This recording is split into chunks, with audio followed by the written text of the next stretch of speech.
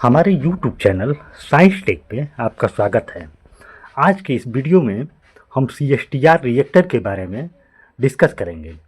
CSTR reactor क्या होता है, इसका वर्किंग प्रिंसिपल क्या होता है, इसका डिज़ाइन कैसी होती है, कौन कौन सी इंडस्ट्री में CSTR रिएक्टर का यूज किया जाता है।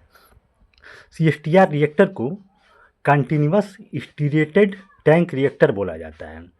यह ऐसा रिएक्टर होता है जिसमें एक साइड से रिएक्टेंट की कंटिन्यूअस फीडिंग करते हैं तथा दूसरे साइड से प्रोडक्ट को कंटिन्यूअसली रिमूव किया जाता है।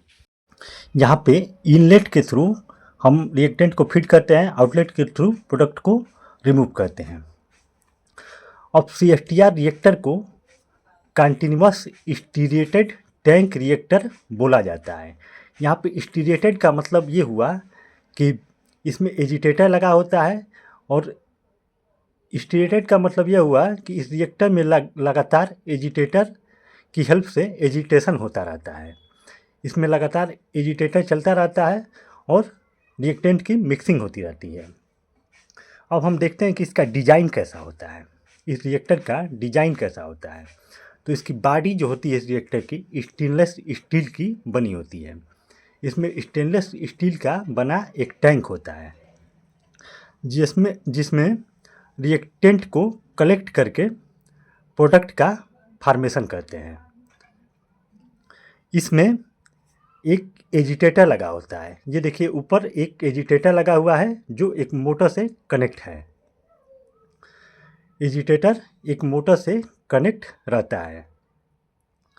इसका काम होता है एजिटेटर का, रिएक्टर में जो भी केमिकल या सॉल्यूशन फिल रहता है उसको लगातार मिक्सिंग करने का काम एजिटेटर करता है।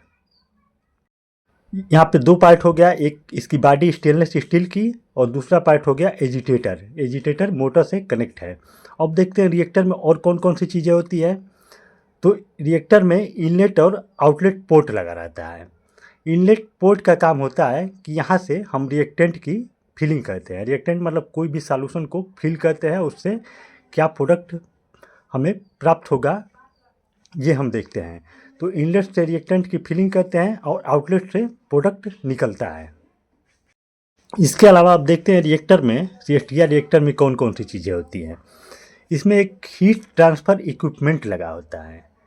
हीट ट्रांसफ़र इक्विपमेंट का काम यह होता है कि रिएक्टर के टेम्परेचर को मेंटेन करना या रेगुलेट करना, तथा साथ ही साथ इसमें pH सेंसर लगा रहता है जो रिएक्टर के सॉल्यूशन का नेचर बताता है कि सॉल्यूशन कब एसिडिक कंडीशन में है और कब बेसिक कंडीशन में है। इसमें रिसर्कुलेशन के लिए रिसर्कुलेशन पंप लगा रहता है। टेम्परेचर सेंसर या टेम्परेचर प्रोब लगा रहता है। लिक्विड का फ्लो मेजरमेंट करने के लिए इसमें फ्लो मीटर या रोटामीटर लगाते हैं और कितना लेवल है लिक्विड का इसको मेजर करने के लिए हम लेवल गेज भी लगाते हैं। अब ये कैसे काम करता है CSTR रिएक्टर, ये यहाँ पे इसका CSTR रिएक्टर का डायग्राम दिखाया गया है। इसमें रिएक्टेंट जो होता है लगातार कंटिन्यूअस इंटर करता रहता है। इसमें यही खूबी होती है कि इसमें रिएक्टेंट जो होता है कंटिन्यूअसली इसमें इंटर करता रहता है, फीडिंग होती रहती है। और स्टीयरर जो होता है लगातार रिएक्टेंट को मिक्स करता रहता है। रिएक्शन टैंक के भीतर जो भी प्रोडक्ट बनता है वह लगातार टैंक से बाहर निकलता रहता है। इसमें जो भी चीज़ें होती है कंटिन्यूअस होती रहती हैं। अब इसका यूज कहाँ कहाँ करते हैं, तो इसका यूज हम केमिकल इंडस्ट्री में करते हैं, वेस्ट वाटर इंडस्ट्री में करते हैं, कंटिन्यूअस प्रोडक्शन में करते हैं और बायोगैस के प्रोडक्शन में करते हैं। और इसके अलावा हम इसका यूज फार्मास्यूटिकल इंडस्ट्री में भी करते हैं। इसकी साइज़ जो होती है, जैसे लैब में अगर हम इसको यूज करेंगे तो लैब में इसकी साइज़ छोटे साइज़ का यूज करते हैं। जैसे 10 लीटर का CSTR रिएक्टर को हम यूज कर सकते हैं। CSTR के अंदर एजिटेटर होता है जो मिक्सचर को बहुत ही अच्छी तरह से मिलाता है। इस कारण टैंक के अंदर जो कंसंट्रेशन होता है सॉल्यूशन का और तापमान और रिएक्शन की रेट जो होती है हर जगह एक समान होती है। CSTR में समय के साथ पोजीशन और तापमान जो होता है नहीं बदलता है। इनलेट और आउटलेट का जो रेट होता है समान रहता है, इसलिए इसको स्टडी स्टेट ऑपरेशन भी बोलते हैं।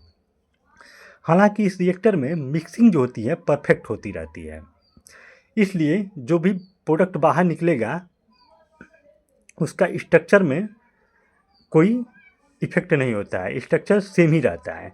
जो भी टैंक के अंदर मौजूद रहता है वैसा ही स्ट्रक्चर प्रोडक्ट का प्राप्त होता है।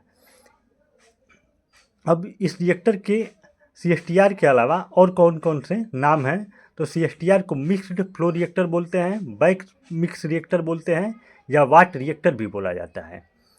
CSTR का यूज तब किया जाता है जब रिएक्शन को लगातार चलाने की आवश्यकता होती है, या जब मिश्रण जो होता है मिक्सिंग की बहुत अधिक आवश्यकता होती है।